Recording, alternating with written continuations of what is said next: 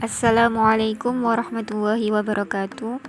Alhamdulillahirrabbilalamin. Pada pagi hari ini kita masih diberikan kesempatan untuk melanjutkan diskusi yang selanjutnya pada mata kuliah ilmu pendidikan Islam. Sebelum mulai diskusi, marilah kita membaca doa terlebih dahulu. Semoga apa yang kita pelajari pada pagi hari ini bisa bermanfaat bagi kita semua. Al-Fatihah.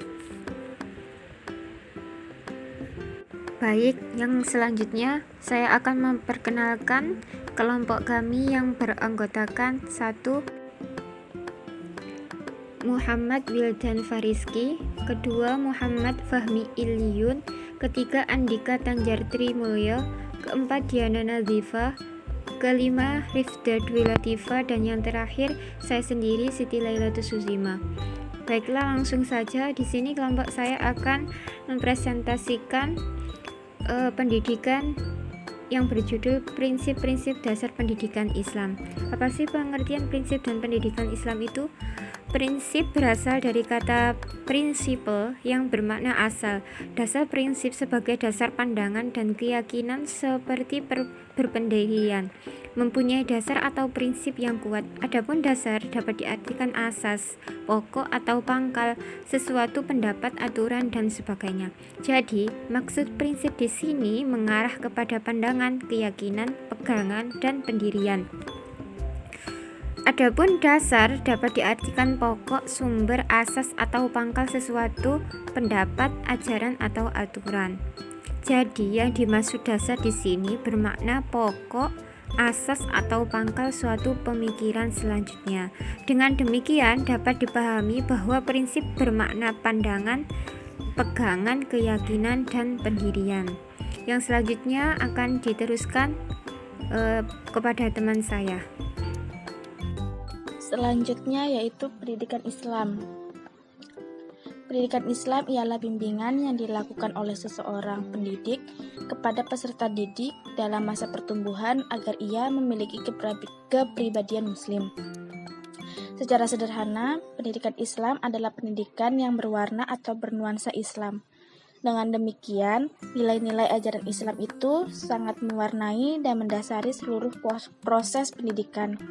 Dari keterangan di atas, dapat disimpulkan bahwa pendidikan Islam adalah proses bimbingan kepada manusia yang mencakup jasmani dan rohani yang berdasarkan pada ajaran dan dogma agama atau Islam agar terbentuk kepribadian yang utama menurut aturan Islam dalam kehidupannya sehingga kelak memperoleh kebahagiaan di akhirat nanti. Selanjutnya yaitu istilah-istilah pendidikan Islam. Tarbiyah, proses mengasuh, membina, mengembangkan, memelihara, serta menjadi kematangan bagi suatu objek.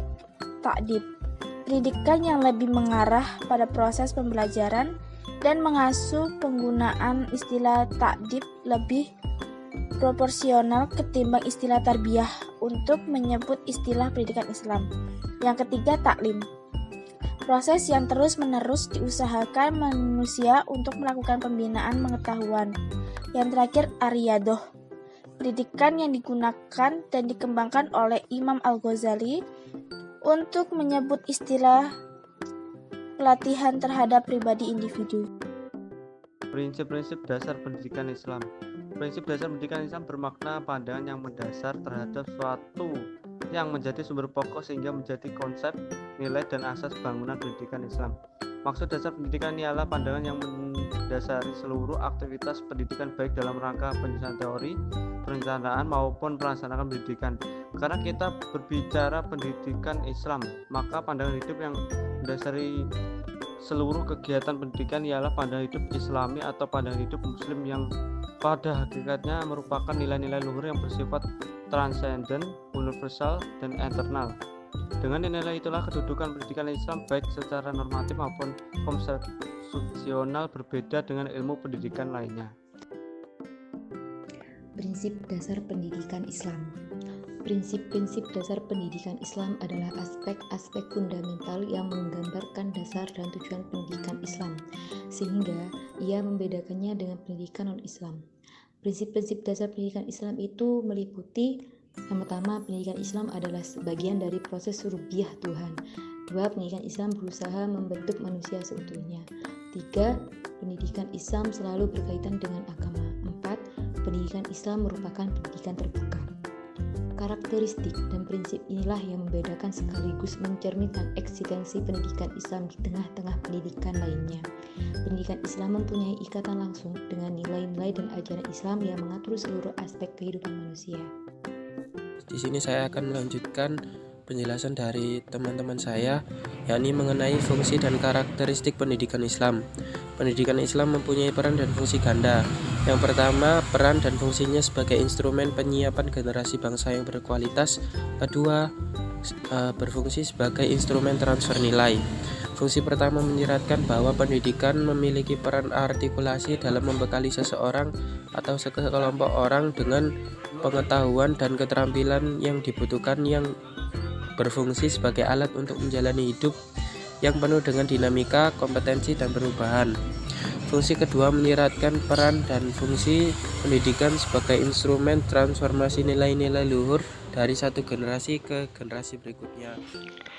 Yang kedua, fungsi tersebut secara eksplisit menandai bahwa pendidikan mengandung makna bagi pengembangan sains dan teknologi, serta pengembangan etika, moral, dan nilai-nilai spiritual kepada masyarakat agar tumbuh dan berkembang menjadi warga negara yang memiliki kepribadian yang utuh sesuai dengan fitrahnya, warga negara yang beradab dan bermartabat, terampil, demokratis, dan memiliki keunggulan atau competitive advantage, serta keunggulan komparatif atau comparative advantage.